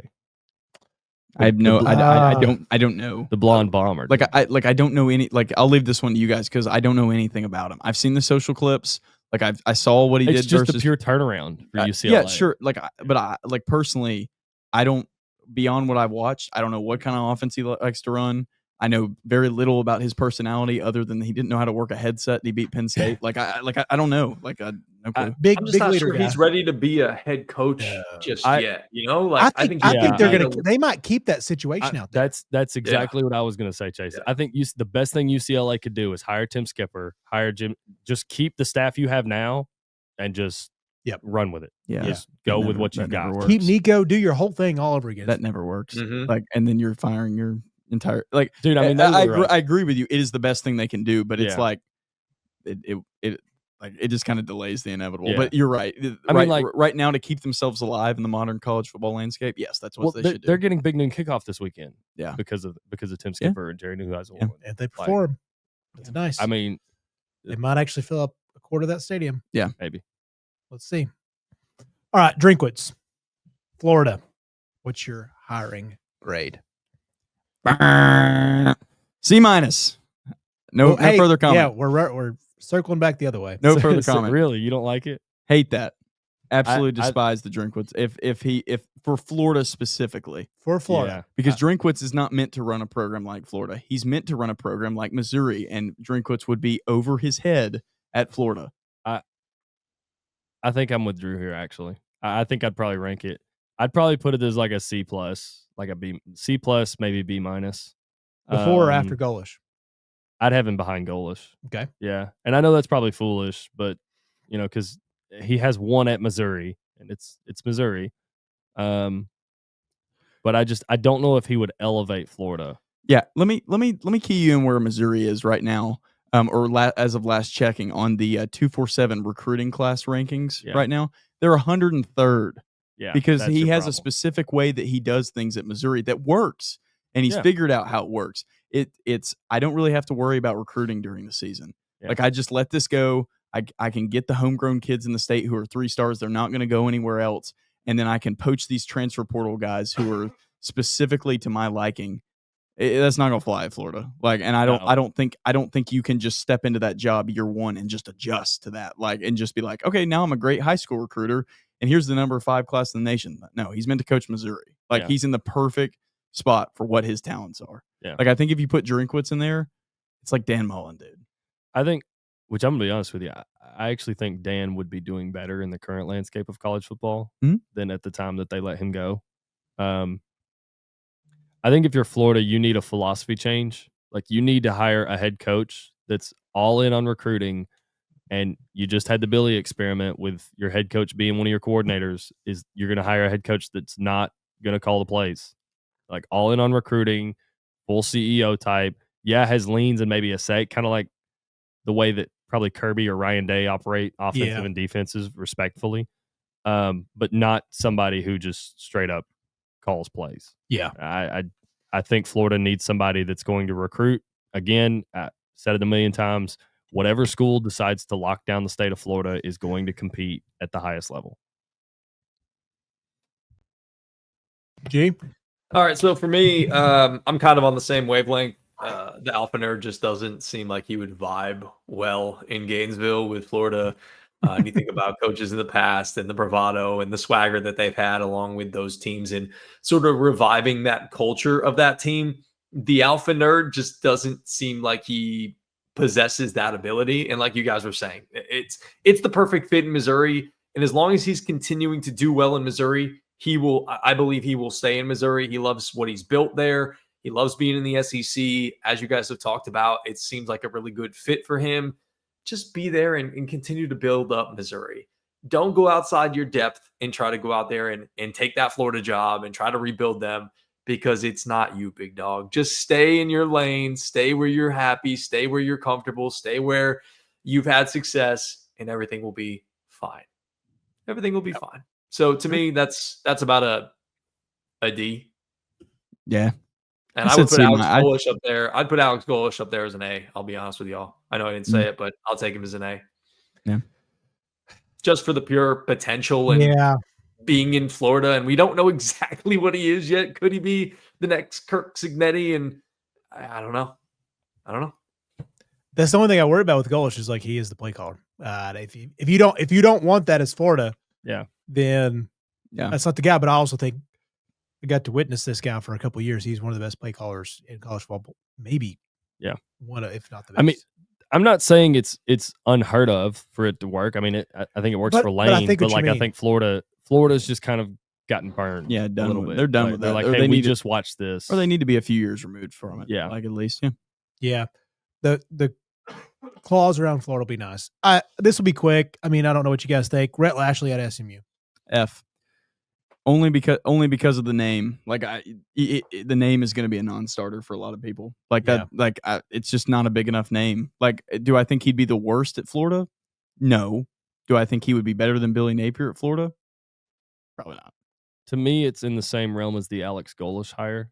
Like, and not to say that they are the same guy, because I think I would feel better about Golesh than Rhett Lashley. But I don't think, from a fan perspective, I don't think SMU is quite shaken. Sorry. Still going. Still fighting, baby. Still fighting. I don't think SMU is quite shaken that group of 5 team trope yet. You know, they've only been in the ACC for 2 years, and I know they made the ACC title game there, but I think a lot of Florida fans still probably view that as like a G5 school. I don't know if any Florida fans have watched an SMU game before. Exactly. They probably. Yeah. I'm curious how many Florida fans know SMU is actually in the ACC. Well, I'd like to see if the only game they watched was the Penn State game last year in the playoff. They might have watched them play Clemson. Yeah. Maybe. I didn't. Yeah. I did. Yeah, it was good. It was a really good game. Oh, last year. Yeah, last year. Yeah, sorry. No, this year, no, I did not. I was like, watch it was them not play. on my TV on Saturday. Did not watch them play. Not gonna lie to you, totally forgot about it this year. Yeah, but, last year's game, great. I don't think Cade Klubnik played in that game, did he? No. Yeah. No, Dabo said that Cade gave it the hardest he's ever seen somebody try to play through the game. More Dabo Swinney. I love Dabo. Great stuff. What do you? All right, so Red's out. Yeah, I'd probably say it's like a C. Yeah, that's what I would give it. Again, I don't think it's going to move the needle. I don't know what success he'd have there. I'm know enough about Rhett. Is there anybody you guys think realistically could be out there? Like as far as realistically? Yeah, realistically. Yeah, Dabo. Like is that like somebody that could actually would actually leave? I don't think they would take him now. Yeah, somebody that would leave their job to go to Florida. That would be like a home run. Is there any home runs that you think would actually leave their program? Because I don't see it. That Florida fans would get excited about. Lane's the one. Ben Franklin. I mean, I'm going to be honest with you. If they somehow manage to get Marcus Freeman, I think Florida fans would be really happy about it.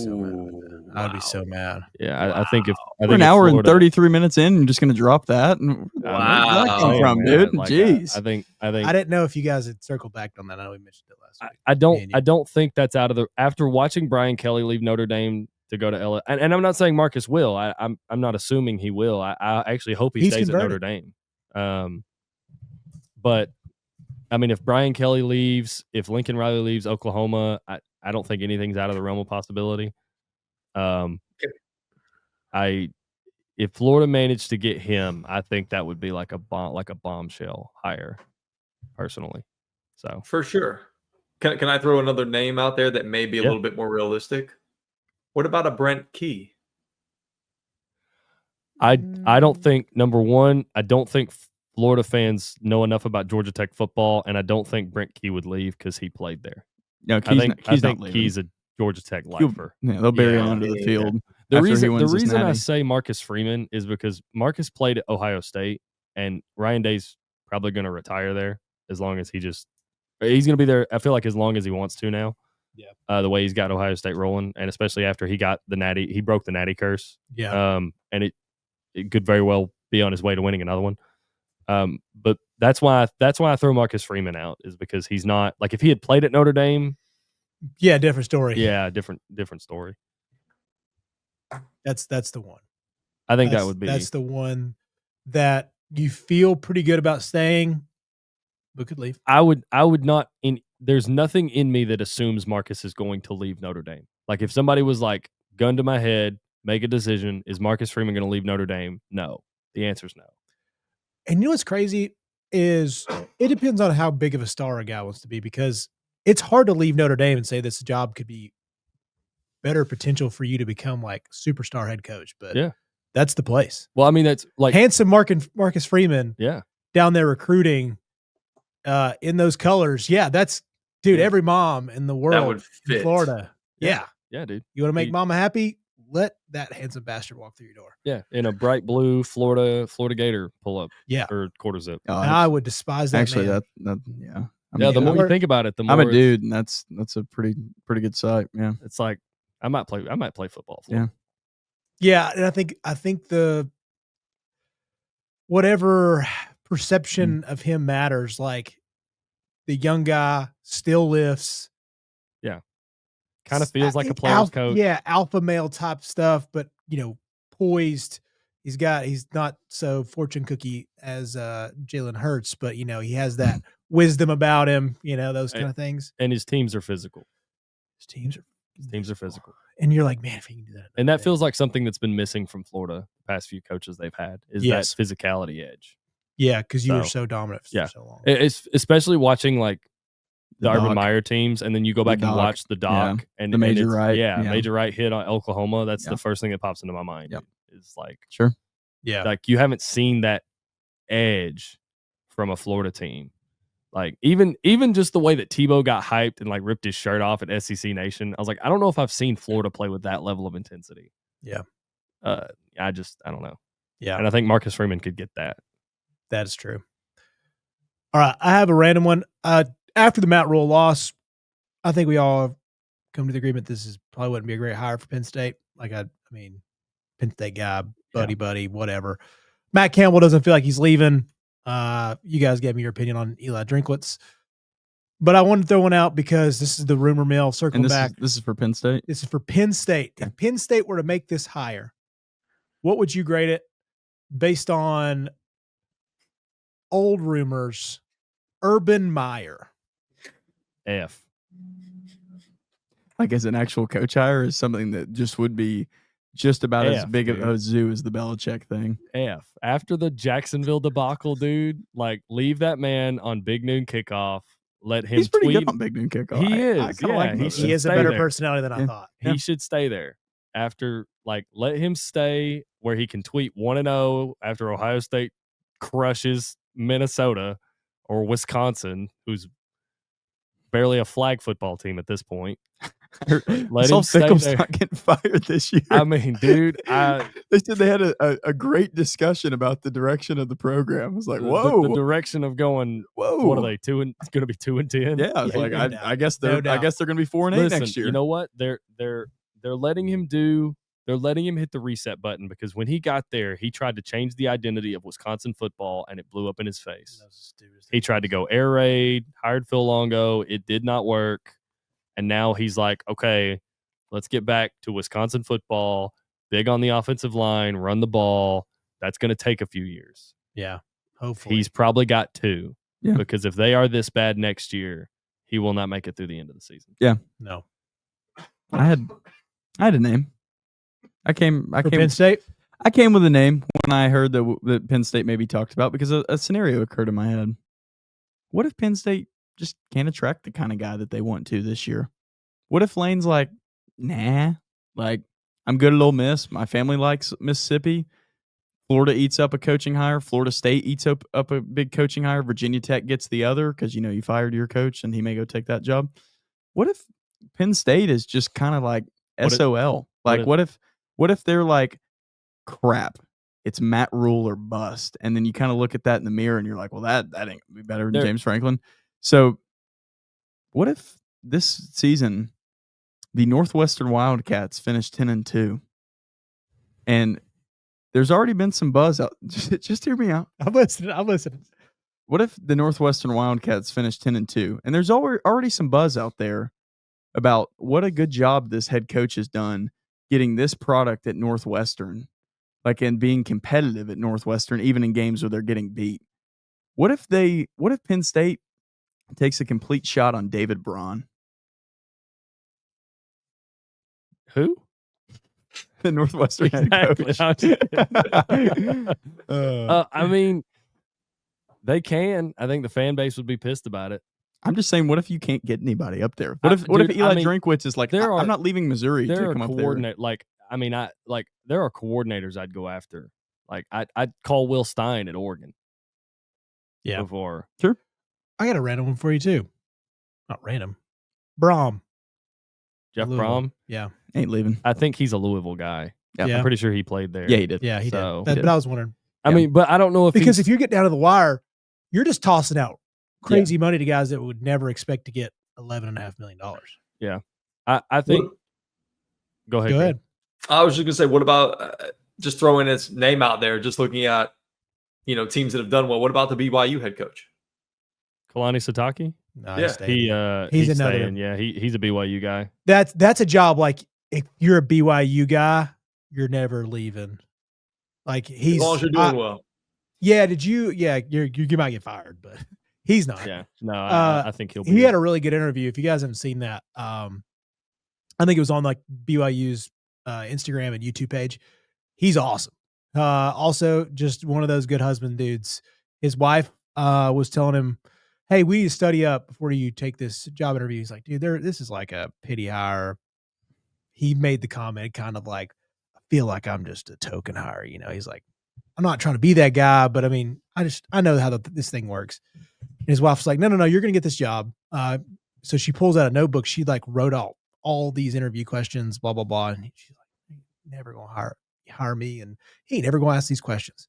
Said he got in that damn interview and he goes, "I swear our AD called my wife and said, 'Hey, study up.'"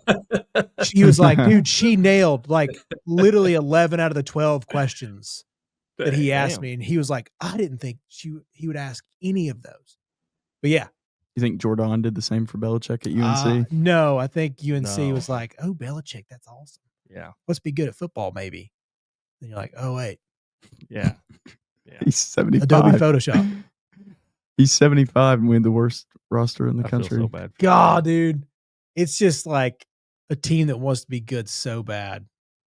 And you just miss. What about your boy Kenny Dillingham for any of these jobs?